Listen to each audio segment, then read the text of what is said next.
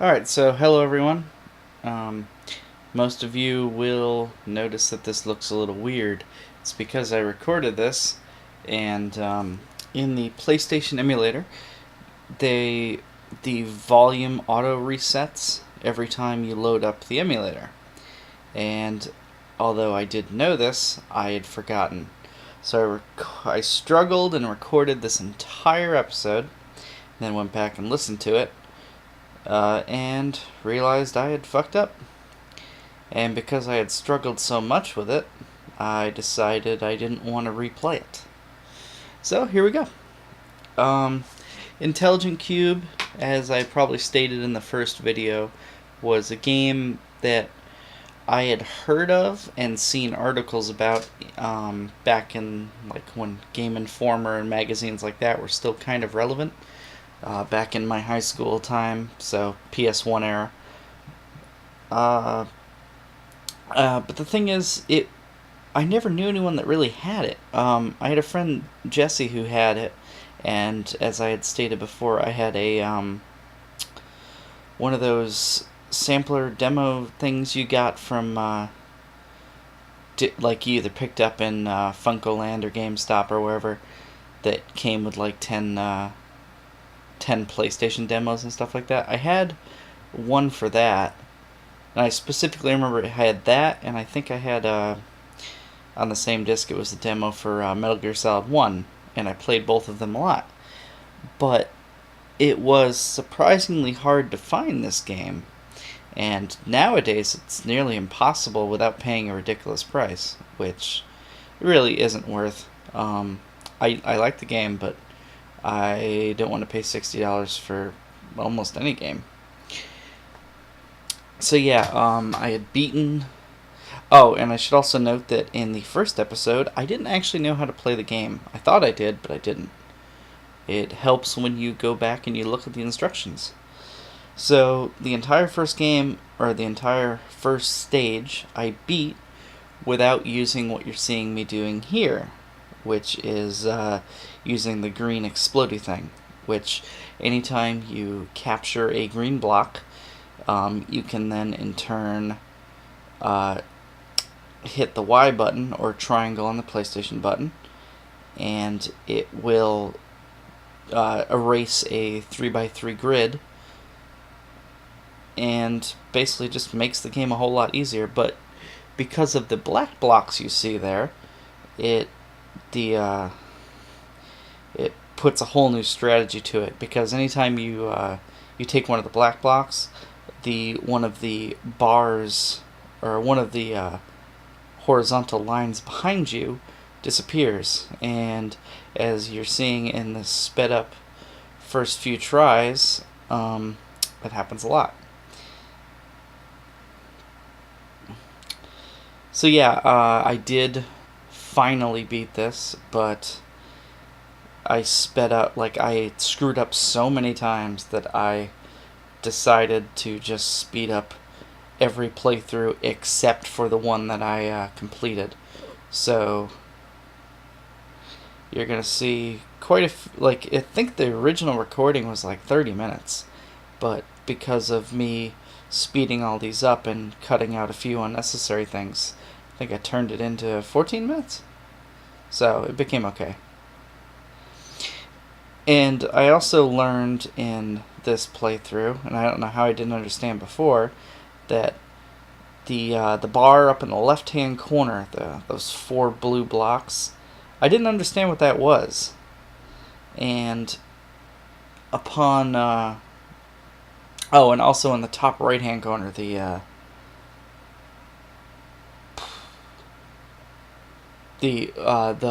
one number over the other one, that's the minimum, or I think it is. I think it's the minimum you have to reach in order to not lose a bar on top of if you eliminate the black blocks.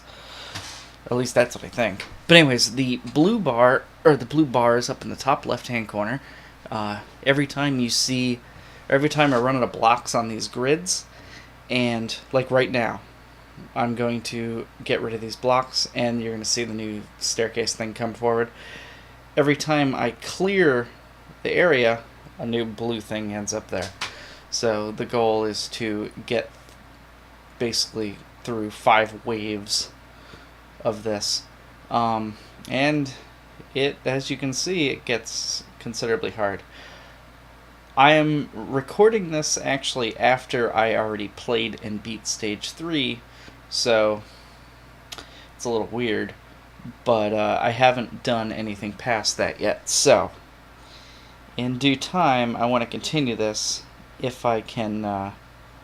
This was me messing around with the camera, thinking that really did anything. It doesn't.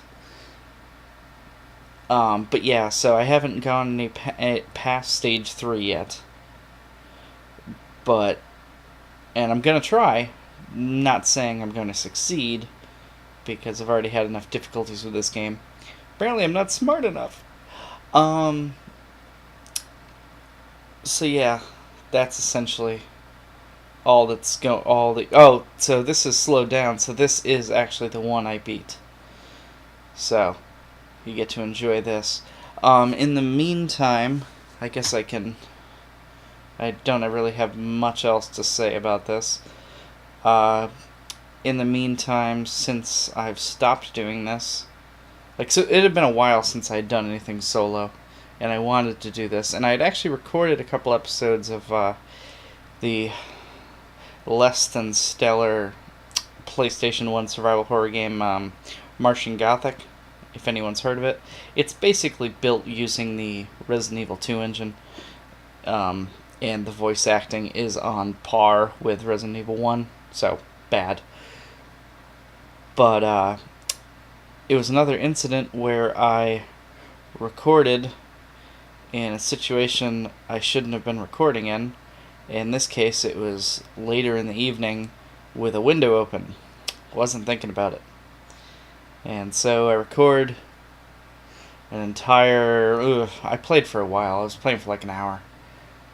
And so I record for about an hour and then play back any of it and realize that you can't hear the music in the game. You can hear me, but you can't hear the music because of the crickets that are outside being ridiculously loud. So, obviously that was scrapped. I'll get back to it eventually. It's a less than stellar part of the survival horror genre, but it's something that I've always wanted to play, so eventually I will get to it and I will try and do something with it. I also have recently tried to play Alone in the Dark: A New Nightmare, because I had that on the PlayStation 1 as well, and I had been on a older school survival horror kick, and that one I wasn't crazy about, but I might come back to it too. But I've probably, as of the time this goes up, I will have posted... I'm playing through Silent Hill 1 with James, which was one of my favorite games for a long time. It hasn't aged all that well. It's still a little creepy in parts, but the graphics do it, don't help it. I've also been doing with James Resident Evil Code Veronica, which is one of the Resident Evil games I never beat, and I would like to finish it. We're a good ways into it now. I've been doing Resident Evil Nemesis with Jess, and a spoiler is that I had originally started on easy, because there's only 2 modes in that game, which makes no sense because they're very far apart from one another. There's an easy mode in Resident Evil Nemesis, and in the easy mode you get 6 guns to start, and most of them have a shit ton of ammo. And so it's either that or hard mode. And hard mode, you start with a pistol with about 50 rounds and a knife in your box. That's it. And the big difference is, in Nemesis, I can kill the zombies, and that's a good example. I can kill the zombies in about 4 bullets. In hard mode, it takes about 9. So take away the fact that I no longer have all those additional weapons, and I just have a pistol, and it's kind of hard because of the old school tank controls to really avoid confrontation a lot of the time. It became obnoxiously difficult, but I made it a certain distance. It's right. I'm right outside I was right outside the gate, going into the park. For anyone who doesn't know that, just watch the playthrough and you'll understand. And I did that with Jess, and I made it to that. Oh, apparently being stupid in the game right now. But yeah, so I made it about there, and by that point I was just completely fed up. So Jess left, and after thinking about it, I was like, you know what, screw this. So I went back, and in a quick rush, I changed it to easy mode and went all the way through to the point where I was, so as to allude to the fact that I had just miraculously gotten better overnight, even though I didn't. Because frankly, I just want to beat the game. I did beat it when I was younger, which was probably 11 or 12 years ago. But it's too difficult. But I'm making it a point this time that, seeing as I'm on easy mode, I'm making myself do all the extra stuff, and that includes fighting Nemesis every time I see him. So I'm no longer avoiding those conflicts, and as of right now, I think I've killed Nemesis 3 times, and it's never easy. That's the one thing about the game that's not easy. I mean, I had a machine gun, a magnum, and a shotgun and a grenade launcher, and I died 3 or 4 times every fight. It was not easy. Maybe I was being an ass or being stupid about it, but it's still the same. But yeah, I've also taken to trying to kill as many things as I can instead of just avoiding conflict, which is what I was doing in the hard run through.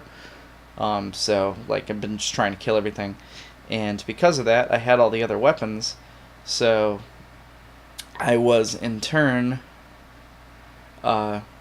just using up all the higher weapons to kill everything, and because of that, I've been collecting handgun ammo, and I think I have 700 and something bullets for the handgun, which is ridiculous.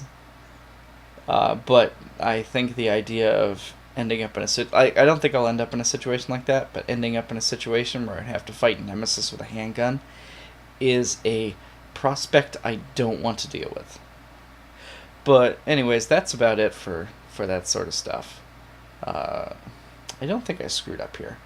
Yeah, because this is slowed down, so this has to be the final one. But yeah, so it's been a lot of survival horror stuff. I played through and beat Super Meat Boy, which was an aggravating affair. I did most of it silent, but the finales were all done with commentary, and I get mad. I haven't even listened back to all of it because I know that I'm just livid most of the time. But anyways, that was it. So I'll be back with regular commentary on the third stage. So I hope everyone enjoyed this. Sorry for the inconvenience of not doing live commentary, but this is the first time I've ever done post commentary. Hopefully it doesn't come out too bad. Thank you for watching.